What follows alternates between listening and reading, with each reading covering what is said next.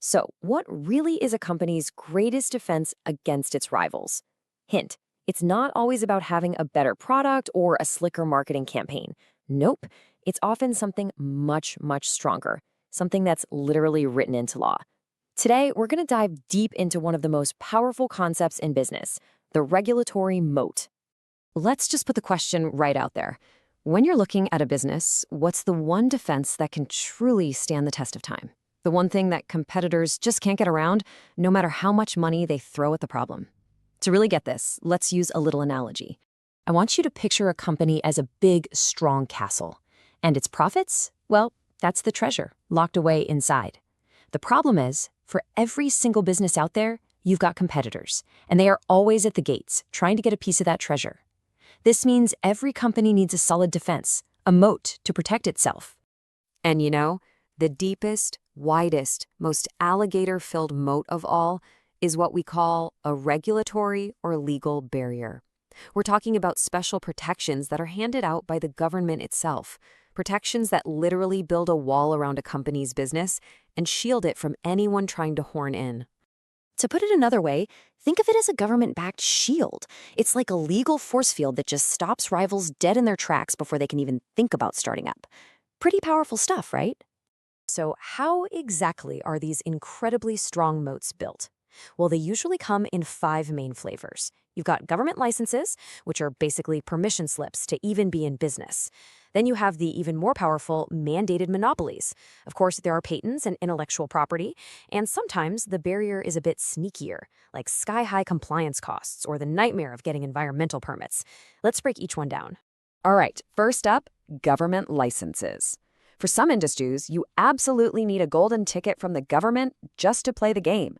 Think about it. You can't just wake up tomorrow and say, hey, I'm going to open a bank. You need a license from the Reserve Bank of India. Same thing for telecom companies. They need a green light from TRI. This process can drag on for years, which is a huge barrier for anyone new. Now, this next one is on a whole other level, a mandated monopoly. This is when the government straight up says only one company is allowed to do this. The classic example here is, of course, Indian Railways. They have a legal monopoly on rail transport. The law itself is the moat, and it's impenetrable. Our third barrier is something you've probably heard a lot about, patents. A patent is basically the government granting you a temporary monopoly on your invention. The pharmaceutical industry is the perfect place to see this in action. A company develops a groundbreaking new drug, they get a patent, and bam, zero legal competition for that medicine for years. Okay, now sometimes the barrier isn't a single document, but the crushing weight of all the rules and regulations. I'm talking about industries like aviation or nuclear energy. The rules are so incredibly strict, and the cost of just following them is so astronomical that only a few huge established players can even afford to be in business. The cost of compliance is the moat. And our final barrier is a bit more, well, grounded. Literally. If you want to build a new factory or open a mine or set up a chemical plant, you need to get through a mountain of environmental and zoning permits. Getting all that paperwork approved can be an incredibly long, complicated, and expensive process. That headache alone protects the companies who've already made it through. Okay, so we've seen the 5 ways these moats get built, but let's get to the real question. Why should we care? As investors, as people interested in business, why does this matter so much financially? What's the real impact on the bottom line? The difference is just night and day when you put them side by side. Without a barrier, it's a free-for-all. Competitors flood in, they start a price war, and profit margins just get squeezed to nothing. But with a regulatory moat, competitors are legally blocked from even entering. This lets the company keep its prices steady, what we call pricing power, which leads to stable, healthy profit margins and a business that's way more predictable and durable. So here's the real kicker. A strong regulatory moat isn't just a nice story. It translates directly into tangible financial benefits.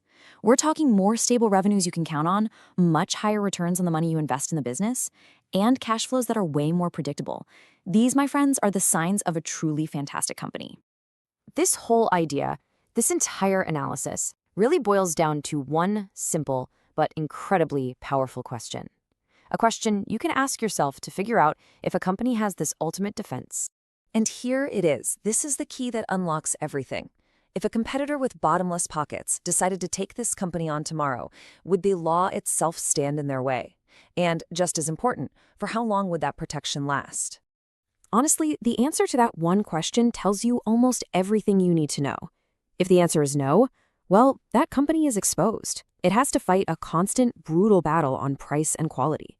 But if the answer is yes, then you've likely found a business with a huge structural advantage. It's in a much safer and potentially much more valuable position. So at the end of the day, it all comes back to that simple image we started with. When you're looking at any business, search for those legal and regulatory walls, because the stronger the moat, the safer the castle, and the more secure the treasure inside. Hey, thank you so much for watching the video, friends. Before you go, please do me a favor and leave a comment. Let me know which stock or which sector you'd like to see analyzed next. I promise you I read all your comments. And remember, here on your analyzer, we don't just talk about stocks. We also break down and teach every single fundamental concept in detail so that you can become a better analyst yourself. So for more of this kind of deep learning and market insight, subscribe to the channel now and don't forget to hit that bell icon. Thanks again for watching. See you in the next. Disclaimer. Educational content only. Not SEBI registered. This is not a buy/sell recommendation. Invest at your own risk.